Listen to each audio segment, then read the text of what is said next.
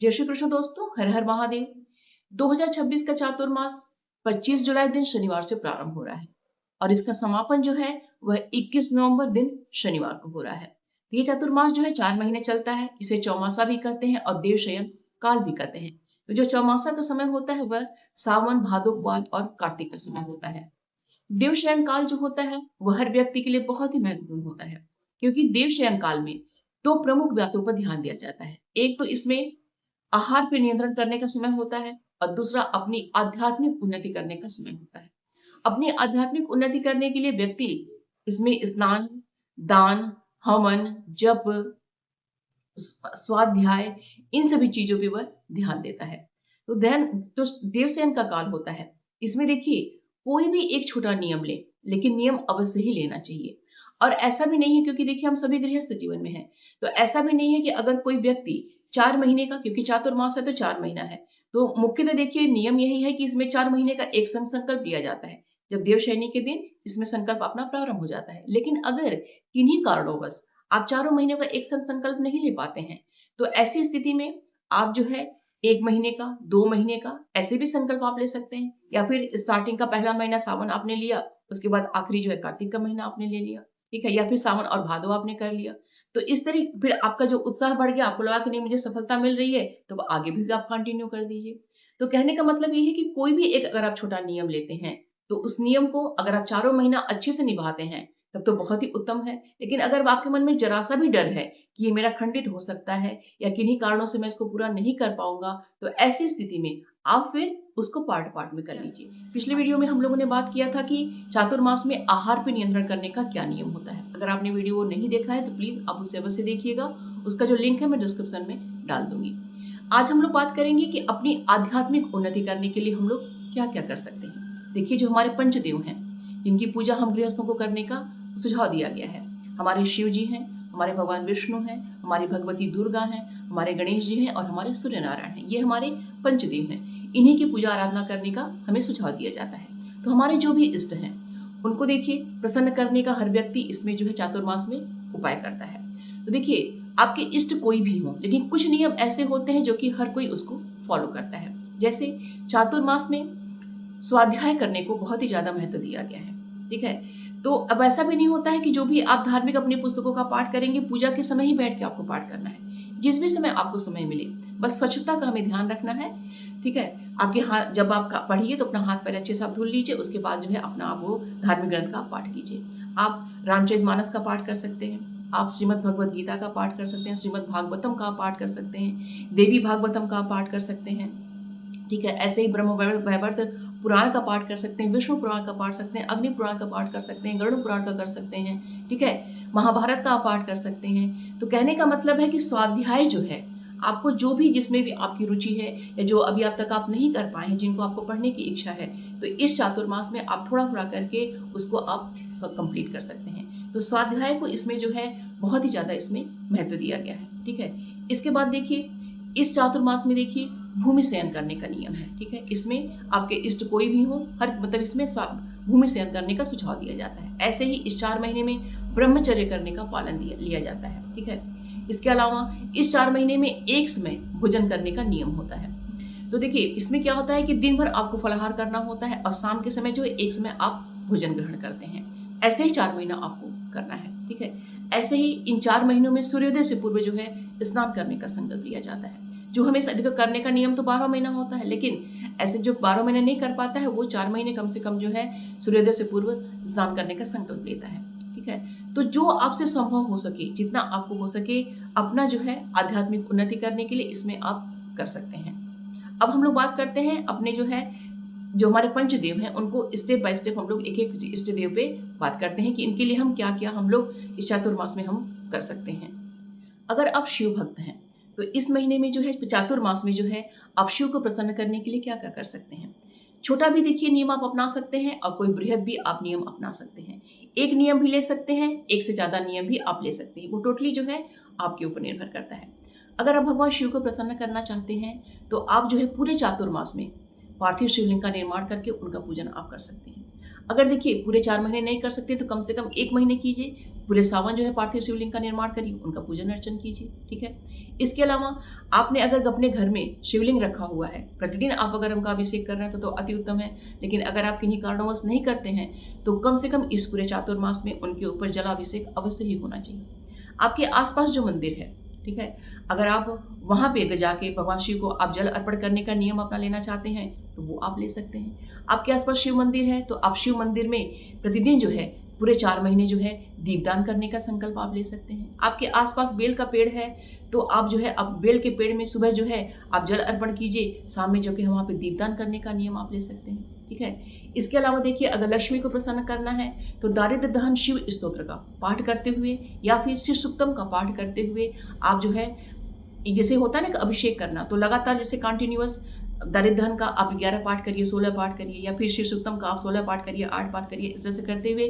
और भगवान शिव को श्रृंगी से जो अभिषेक किया जाता है वो अत्यंत प्रिय होता है, तो श्रृंगी के माध्यम से आप जो है अभिषेक कीजिए। ठीक है। माता लक्ष्मी शिव तो प्रसन्न होंगे, लक्ष्मी की भी कृपा दृष्टि होगी। इसके अलावा देखिए, जो मेरा खुद का अपना जो अत्यंत प्रिय चीज़ है वह है महाभारत में वर्णित अर्जुन द्वारा जो शिव की स्तुति है, क्योंकि अगर उसका हम 11 पाठ करते हुए हम अगर भगवान शिव का अभिषेक करते हैं तो हमें रुद्राभिषेक का फल प्राप्त होता है। तो वो आप चाहिए तो पूरे 4 महीने ये आप कर सकते हैं। ठीक है। अगर पूरे 4 महीने नहीं कर सकते, कम से कम 1 महीने सावन तो आप कर सकते हैं। अगर 4 महीने कर लेंगे तो अति उत्तम, क्योंकि जो ये स्तुति है ना वो मात्र 2 मिनट लगता है पढ़ने में।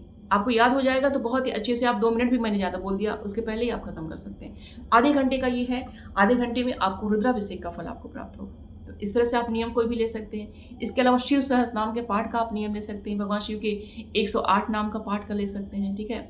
इसके अलावा भगवान शिव का जो पंचाक्षर मंत्र है नमः शिवाय, इसका जो है 5 माला जप करूंगा, 10 माला करूंगा, 16 करूंगा, जैसा भी आपका समय हो उसके अनुसार इसका जो पूरे 4 महीने जो है वैसा नियम तो उनके मंत्र जाप का आप ले सकते हैं। तो नियम कोई छोटा ही लीजिए, लेकिन लीजिए जरूर से। भगवान विष्णु को या फिर भगवान श्री नारायण के कोई भी स्वरूप है उनको प्रसन्न करना है तो आपने जो भी विग्रह रखा हुआ है, चाहे भगवान श्री कृष्ण की मूर्ति रखिए, चाहे लड्डू गोपाल की रखिए, चाहे विष्णु भगवान की रखिए, चाहे श्री रामचंद्र जी की रखी हुई है, तो उस जो है विग्रह का पूरे 4 महीने जलाभिषेक अवश्य ही होना चाहिए। ठीक है। दुग्धाभिषेक कीजिए, दही से कीजिए, जल से कीजिए, गंगा जल से कीजिए, लेकिन प्रतिदिन जो है उनका अभिषेक अवश्य ही करना चाहिए। इसके अलावा आपके अगल बगल आपके पास जो है पीपल का वृक्ष है तो प्रतिदिन पूरे 4 महीने में आप पीपल वृक्ष की पूजन का भी संकल्प आप ले सकते हैं, वहाँ दीपदान करने का भी संकल्प ले सकते हैं। ऐसे ही जो चातुर्मास में तुलसी सेवा का भी बहुत ही ज़्यादा महत्व होता है, तो आप तुलसी को जो है आप तुलसी को जल अर्पित करना, तुलसी के सामने जो दीपदान करना, तुलसी सहस्त्र नाम का पाठ करना, इसका भी संकल्प आप 4 महीने ले सकते हैं। ठीक है। ऐसे ही देखिए, स्वाध्याय का इसमें बहुत ही ज़्यादा महत्व होता है। अगर आपको शिव भगवान को प्रसन्न करना है तो आप शिव महापुराण का स्वाध्याय कर सकते हैं। ऐसे ही अगर आप श्री नारायण को स्वरूप का प्रसन्न करना है तो आप रामचरितमानस का पाठ कर सकते हैं, भगवद गीता का है, श्रीमद् भागवतम का है, ठीक है, ब्रह्मवैवर्त पुराण है, विष्णु पुराण है, बहुत सारे जो ग्रंथ हैं आप उनका पाठ करके भी स्वाध्याय करके आप पुण्य अर्जन आप कर सकते हैं। अगल बगल आपके आसपास जो है भगवान विष्णु का मंदिर है तो वहाँ पे दीपदान करने का संकल्प ले सकते हैं, या फिर प्रतिदिन वहाँ पे जाके भगवान को प्रणाम करने का संकल्प आप ले सकते हैं। ठीक है। ऐसे ही मंत्रों में अगर देखें तो हरे कृष्ण महामंत्र है, हरे कृष्ण कृष्ण कृष्ण हरे हरे, हरे राम राम राम हरे हरे। इस मंत्र का जो है जितना ज़्यादा आप जाप कर सकते हैं उसका संकल्प आप ले सकते हैं। ऐसे ही कृष्णाय वासुदेवाय हरे परमात्मने प्रणतः क्लेशनाशाय गोविंदाय नमो नमः, इस मंत्र का भी देखिए आप जाप करने का संकल्प ले सकते हैं। नियम आप कोई भी लीजिए, ठीक है, छोटा बड़ा कोई भी नियम लीजिए, एक से ज़्यादा लीजिए, लेकिन कोई न कोई नियम जो है अपने इष्ट को प्रसन्न करने के लिए अवश्य ही लीजिए। ठीक है। ऐसे देखिए, हमारी भगवती जगत जननी दुर्गा हैं, अगर वो हमारी इष्ट हैं तो उनको प्रसन्न करने के लिए ऐसे ही उपाय करना है कि उनकी मूर्ति हमने जो भी रखी हुई है, लक्ष्मी की रखी है, सरस्वती की रखी है, दुर्गा की रखी हुई है, काली की रखी हुई है, जलाभिषेक 4 महीने में नित्य होना चाहिए। ठीक है। आसपास हमारे पास जो भी मंदिर है वहाँ पे दीपदान करने का संकल्प ले सकते हैं, उनको जाके प्रणाम करने का संकल्प आप ले सकते हैं। आसपास बेल का पेड़ है तो वहाँ पे जाके जो है आप जल अर्पण करने का और दीपदान करने का संकल्प ले सकते हैं। आपके पास श्रीयंत्र है तो श्रीयंत्र का प्रतिदिन जो है उस पर आप जो है उस पर भी जल आप अर्पित कीजिए। ठीक है। उनका भी पूजन अर्चना आप कीजिए। इसके अलावा देखिए, श्रीयंत्र अगर आपने रखा हुआ है तो श्री सुक्तम का पाठ करके उस पर जो है जलाभिषेक आप कर सकते हैं। ठीक है। उससे माता लक्ष्मी की कृपा दृष्टि आपको प्राप्त होगी। इसके अलावा देखिए, प्रतिदिन जो है पूरे जो है 4 महीने जो है आप प्रतिदिन 16 पाठ जो है आप श्री सुक्तम का कर सकते हैं। एक पाठ से आप हवन करने का भी संकल्प आप पूरे 4 महीने जो है आप ले सकते हैं। ठीक है। ठीक है। कनकधारा स्तोत्र का जो कनकधारा पाठ जो है उसका भी करने का आप संकल्प ले सकते हैं। या फिर इसके अलावा इंद्रदेव द्वारा जो रचित स्तोत्र लक्ष्मी का, वो भी बहुत ही ज़्यादा प्रभावशाली है, उसके पाठ का भी संकल्प आप ले सकते हैं। इसके अलावा भगवती को प्रसन्न करने के लिए दुर्गा सप्तशती तो सबसे उत्तम है, उससे उत्तम तो कुछ है ही नहीं है। अब दुर्गा सप्तशती जो है पाठ करने का संकल्प ले सकते हैं। दुर्गा सप्तशती में बहुत सारे अच्छे अच्छे स्तोत्र हैं, उनमें से किसी का चुनाव करके आप उसका पाठ कर सकते हैं। दुर्गा 32 नामावली है, देवी के 108 नाम है, अथर्व शीर्ष है, देवी तंत्रोक्त सूक्त है जो कि है ना, या देवी सर्वभूतेषु बुद्धि रूपेण संस्थिता नमस्तस्यै नमस्तस्यै नमस्तस्यै नमो नमः, इस वाले का जो देवी सूक्त है इसका जो है प्रतिदिन पाठ करने का संकल्प आप ले सकते हैं। बहुत सारे जो है देवी उसमें दुर्गा सप्तशती में भगवती को प्रसन्न करने का उसमें उपाय है, उनके मंत्र का आप जाप कर सकते हैं, ठीक है। दुंग दुर्गायै नमः इसका कर सकते हैं, या फिर ऐं ह्रीं क्लीं चामुंडायै विचे इसका आप कर सकते हैं। बहुत सारे तरीके हैं भगवती को प्रसन्न करने का। भगवती दुर्गा का सहस्रनाम का आप पाठ कर सकते हैं, उनके 108 नाम का प्रतिदिन आप पाठ कर सकते हैं, ठीक है। ऐसे ही भगवती को प्रसन्न करने का उपाय जो आपसे बन पड़े, देवी भागवतम जो श्रीमद देवी भागवत जो है उसका पाठ आप कर सकते हैं, स्वाध्याय उसका आप पाठ कर सकते हैं। इसके अलावा देखिए ऐसे ही हमारे जो इष्ट सूर्यनारायण है, सूर्यनारायण को प्रसन्न करना है तो प्रतिदिन जो है सूर्योदय के समय, जिसमें भगवान को हम अपनी खुली आंखों से उनको देख सकते हैं, उस समय जो है सूर्यनारायण को अर्घ देने का 4 महीने जो है आप संकल्प ले सकते हैं, ठीक है। आप रविवार के व्रत जो 4 महीने जो है रविवार का व्रत करने का भी संकल्प आप ले सकते हैं। सूर्य सहस्रनाम का पाठ कर सकते हैं आप। आदित्य हृदय स्तोत्र का 3 पाठ अगर आप 4 महीने लगातार आप कर लेते हैं तो आपको अद्भुत लाभ मिलेगा, इसका भी संकल्प आप ले सकते हैं, ठीक है। सूर्यनारायण को प्रसन्न करने का जो उपाय आप कर सकते हैं उसका उपाय आप कर सकते हैं। ऐसे ही गणेश जी का जो है, गणेश जी अगर आपके इष्ट हैं तो गणेश जी की मूर्ति अगर आपने रखी हुई है तो उस मूर्ति का जलाभिषेक पूरे 4 महीने अवश्य ही करना चाहिए, ठीक है। गणेश जी को 21 दुर्वा प्रतिदिन अर्पित करने का संकल्प ले सकते हैं 21 नामों के माध्यम से। मैं उसका वीडियो जो है आपको अपलोड कर दूंगी, ठीक है। अगर आप कहेंगे तो मैं जो पोस्ट में भी उनका 21 नाम डाल दूंगी मैं, आप वहाँ से देख के भी जो है 21 दुर्वा उन्हें प्रतिदिन जो है 21 नाम का बोलते हुए उन्हें अर्पित करने का संकल्प भी आप ले सकते हैं।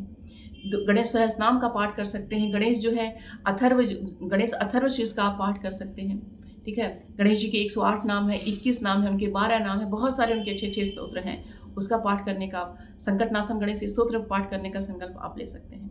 उनके मंत्र जो है गंगणपतये नमः इस मंत्र का जाप कर सकते हैं, या फिर वक्रतुंडाय होम इस मंत्र का जाप करने का भी आप नियम एक आप ले सकते हैं कि इतना मंत्र मैं आप जाप करूंगा। जो कोई भी आपके इष्ट हैं उनके निमित्त जो है अगल बगल गणेश जी का मंदिर है तो वहाँ पे दीप दान करने का संकल्प ले सकते हैं, उनको प्रणाम करने का संकल्प ले सकते हैं।